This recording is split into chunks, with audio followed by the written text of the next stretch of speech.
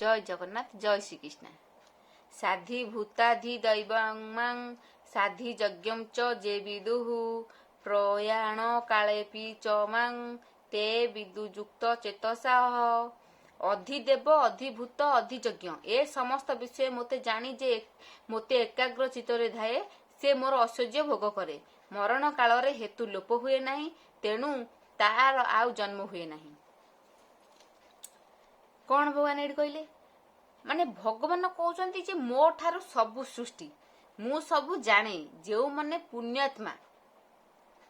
पुण्यात्मा जहार मन रे पाप नथबो से माने सबु बेले जानी परिबे जे भगवान होउचंती श्रेष्ठ। भगवान को माने भगवान न चाहिले गछरु पत्रटे झड़िबो नहीं।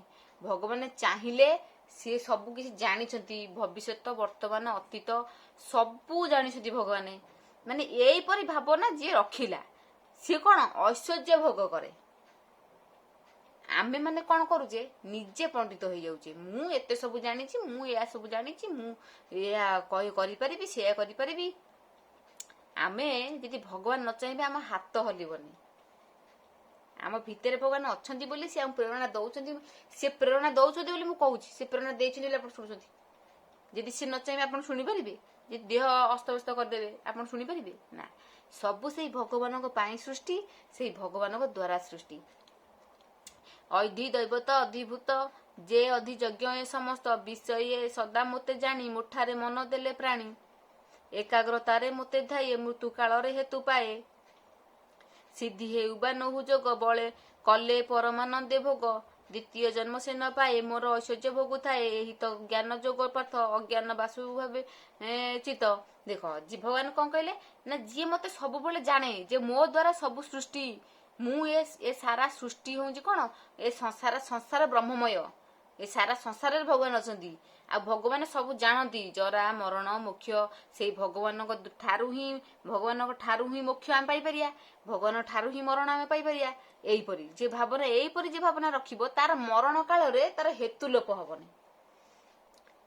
अधिदेव अधिभूत अधियज्ञ आउ जरा मरण मोक्ष ए सब कोन भगवान ठार सृष्टि। तेणु करी एई परी भावना आमे रखिले जे एई सब कोन माने भगवान द्वारा ही हबो। आउ आमे किछि न भगवान सबु आमे एई परि भावना रखिले भगवान ऊपर निर्भर रखिले मरण काल रे हमर हेतु लोप हबनी। जो हेतु लोप पागल भलिया हे जति बाया हे नदी से परि हबनी।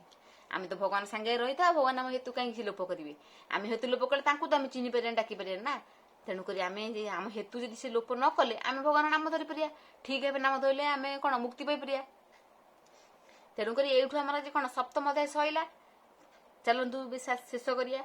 इति श्री महाभारते शतसाहस्यम संहितायां 82 भीष्म पर्वणि श्रीमद् भगवद गीता सुपनिषत्सु ब्रह्म विद्यां योगशास्त्रे श्रीकृष्ण जन संवादे विज्ञान जोग नाम सप्तम अध्याय। जय जगन्नाथ जय श्रीकृष्ण।